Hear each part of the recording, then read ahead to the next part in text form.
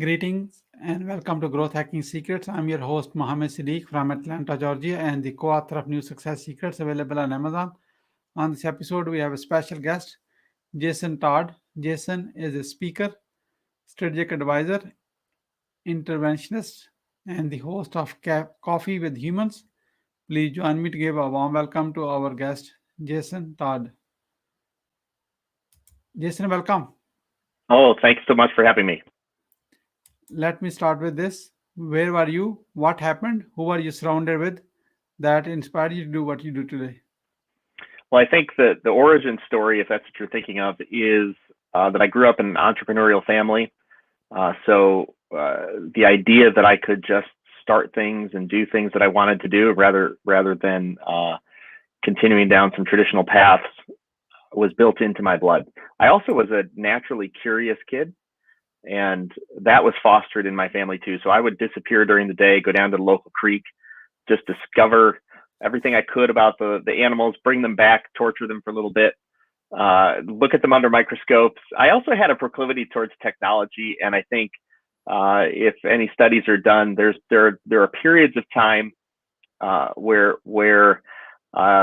those individuals and the places that they're at, the kind of where the world is at, just gives them a leg up. And I think I was at the beginning of some significant growth in computers, and so I became a self-taught programmer before computers were written in were in schools. My mom was kind enough to bring me to the library many days, and I was kind of a continual learner. On the heels of all those things, I've just continued those kind of fundamental things and grown into who I am at the current moment. What are the top three mistakes to avoid? I would say that the top three mistakes to avoid are: number one, believing that you know it all. Uh, I've sort of lived like that through the years, and I changed my mindset and started entering conversations with the idea that I'm already wrong. I just don't know in what ways and to what extent, and that allowed me to not go in trying to prove how right my idea was, but rather begin to listen. Which I think is the second thing. That the other mistake to avoid is doing it alone. Whatever it is that you're doing, it doesn't have to be done alone. We're not meant to live alone. We're not meant to do things alone. And if we think we know it all, then we have this proclivity towards doing things alone. But if we need and want help from other folks, we can learn more, I think, faster. And then the third thing is not testing enough. So I work with a lot of entrepreneurs. I've advised hundreds of entrepreneurs, and I love the entrepreneur life. But one of the key hallmarks of being an entrepreneur that I found is that people think their idea is so amazing that they run it by all their family and friends. All their family and friends love them and say, "That's great, you can do it." And then when it gets to the market, it just flops because they didn't test it against people who didn't love them and didn't need approval. So testing or not testing is a huge mistake to avoid. What is your greatest failure story? What did you learn and how did you recover from it? Well, I think if it was the top three mistakes to avoid, the failure stories kind of run along the same vein.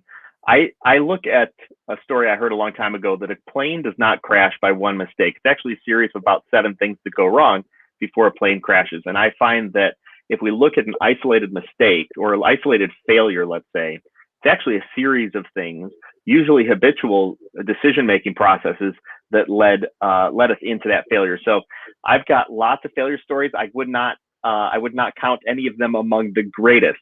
They've all had their role in my life, but failure is a repeating process. The greatest failure story then is, what are the habits that I build into my life that enable me to make bad decisions? And if I uncover those, then I can begin to avoid making those same mistakes in the future, which then yield failures personally, professionally, relationally, emotionally, monetarily on down the line. What are your top three success secrets that others can model from?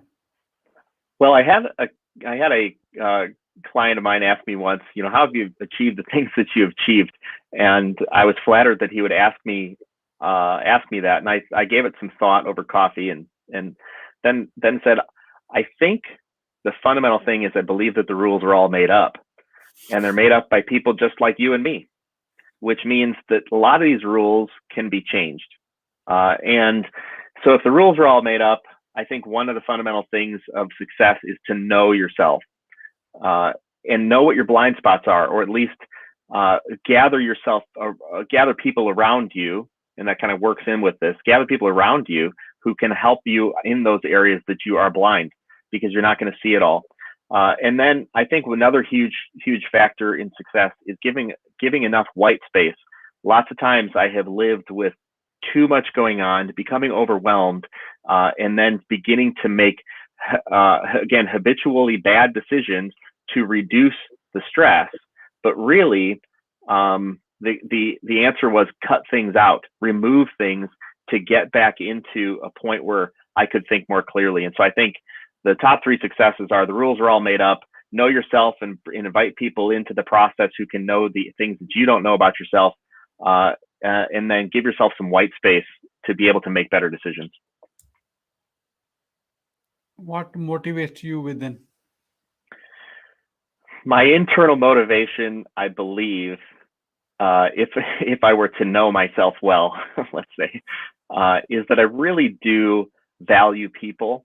I value people's contribution in the world, and I think that there's a lot of hurt that can be avoided in the world if we do a better job taking care of ourselves, and thereby taking care of other people. What is your company's motto? Well, my personal motto in my consulting as well is love your journey. Many times I've been stuck along life's journey, believing, unwilling to leave a particular place I'm at, or pushing so hard to go to another location that I just forgot to enjoy the day. And I've reset myself here, in my 40s, and my new motto is love your journey, because that's what you get. You get the journey. Who is your ideal client? Well, my ideal client is filtered out in something that's on my website, where I say I work with high-performing teams to create meaningful, measurable opportunities that change the world. And in that filter, it's a high-performing individual who has something that they're looking to do that creates some sort of meaningful and also measurable value that's going to be national or international in scope. I really do want to focus my energies towards helping folks who really want to change the world in a meaningful and measurable way. How do you find your ideal client? Well, this might sound a little cliche, but a lot of my clients find me. It tends to be a considerable amount of word of mouth, and I work with people who reach out and really want to really know that there's a change that needs to be made in them personally or professionally, and then we can work on that. How do you engage your ideal client? I've got 2 specific ways I engage with clients. Number 1 is strategy sessions. They're 90 minutes long. I've got a handful of questions that the folks answer beforehand, and then we dig in deep for 90 minutes. Person walks away with an incredible amount of value and homework that they need to work on. And then they can always come back after those 90 minutes and schedule another session. But those are strategic sessions where we dig in deep, we dig in quick. I also have a network of thousands of folks who will pick up my phone call. And so I can do warm intros when people need specific leveraged activities that they shouldn't be doing themselves. The other key way I work with folks is with a handful of clients, we dig in for a little bit longer, usually short-term contract work, 6 months to a year, working again towards those meaningful, measurable goals, so that they can get the benefit of my several decades of experience working with that group weekly or perhaps daily. What are your well-defined products or services? So my products and services, the service I provide really is my experience. And that again goes through those strategy sessions suitable for startups or currently operating companies, or anybody who feels like, man, I got to get over the speed bump. I need something to move us on. I believe we're capable of more, but I'm not yet sure what that looks like. And then also those short-term or medium-term contracts. Why someone should buy from you? Well, I think that there's the old adage of the people you know, like, and trust. So I encourage people to know me. I've got a ton of content out there. You can go to coffeewithhumans.com, where I have 170 or so live stream shows that I talk to people all over the world. I've also got hundreds of podcast episodes out there and a lot of different videos in my growth network. So if they know me, they might like my personality. Those are two huge things. And then we can always schedule a call to figure out if they trust me. But know, like, and trust, man, it's where it's at. How do you crush your competition? Well, that's a great question. I don't. And here's why. Crushing competition implies that life is a zero-sum game where there's one winner and there's one loser. I have that energy in me. I used to go to basketball games with my parents, and I would come away driving like a madman because I was so amped up, ready to kill everybody on the road. And that was not healthy for my soul. So I don't try to crush competition anymore. Work with people you know, like, and trust, and the rest will take care of itself. How do you deliver a 5-star client experience? I dig in deep with my clients. I know them well. They know me well. And we work on those meaningful, measurable opportunities.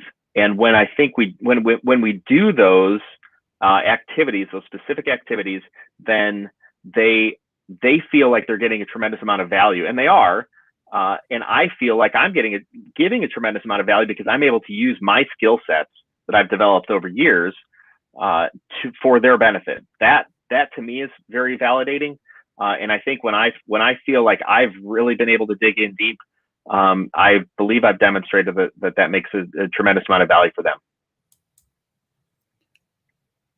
How do you use your sales proposals to close more deals? I get personal with some of my sales proposals. So if I'm going to get into a short or midterm contract, I expose a lot of how I work and particular boundaries and things that they should know about me. And I'm not shy about how I work and when I work and the values that I intend to create for them and things that I don't intend to do. So I think here's what we're going to do. Here's what we're not going to do. Here's the value we're looking for in what period of time at what cost. How do you convert your clients into your brand ambassadors? I convert my clients into brand ambassadors because, or what I've seen is that know, like, and trust, and then creating value on top of that, they are meaningfully changed. They as individuals and their organizations are meaningfully changed. That's my focus area. It's what I do best. And it seems to be the value that is, at this time of my life, created the best.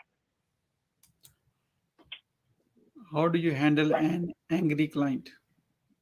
I think anger comes usually from missed expectations. So the expectation, reality, and the difference is disappointment. When people are disappointed, they become angry. So I try to manage expectations well, and then I think that avoids a lot of anger. I've also become a much better communicator through the years and able to handle difficult conversations better. We are about to move into lightning round. That means quick question and quick answer. Are you ready? Okay, sure. What are you grateful for today? Today, I'm grateful for rain. I love the smell of rain. It's fresh, it's cleansing. How do you start your day? Coffee. But first I honor the people I'm around, then I have coffee. How young are you? 43. So you are not 43. You are 18 years old with 25 years experience. Okay. All right. I'll agree to that. What you want to do when you grow up? Not grow up. What's your plan to achieve your goal? I think I'm actually achieving it. Love your journey. Keep track of just today. How will you feel in case you don't achieve your goal? Disappointed. How do you overcome a challenge life throws at you? I pause for a moment. Then I invite the influence of other people I trust, and then I pray about it. What is the advice you will give to younger yourself? Don't do it alone. And when you think you're doing it alone, you're in the wrong spot. Go look for somebody else. Once you have a revenue generating idea, how do you convince your significant other? Communication. And if they're not convinced, slow down. Why being impactful is important to you? Because I think we're all put on this earth to make a difference. And the older we get, the more significance we want to create. I'm in a place that I think that my experience has cost me a lot. And so I demand a significant return on my emotional investment through the years. Who is your living mentor and what's the impact? My mentors change from time to time. I got to tell you, right now, my current mentor would be Jordan Peterson. I've really enjoyed a lot of his psychological work, sociological work, and I'm learning a lot, getting a lot of my ideas clarified. What do you want to be remembered for? Learning to live honorably. How can we support you? Visit my website, visit therealjtodd.com, or go to coffeewithhumans.com. Anybody can sign up and have coffee with me. We are about to wrap up. I'd like to have you a few words about your today's guest experience on the show. Here's my question. What would you say about your today's guest experience on the show? Well, I'm honored and privileged to be here. Happy to share a little bit about me. And if that's valuable for you, then that's valuable for me. Thanks. What would you say as a final word? My final word would be love your journey. And if you don't, go find someone that can help you love your journey. Thank you so much, Jason, for sharing your wisdom with us today. On the behalf of Growth Hacking Secrets community and our entire team, we really appreciate you. This is Mohammed Siddique signing off from Atlanta, Georgia. Until the next episode, all good wishes. Thanks.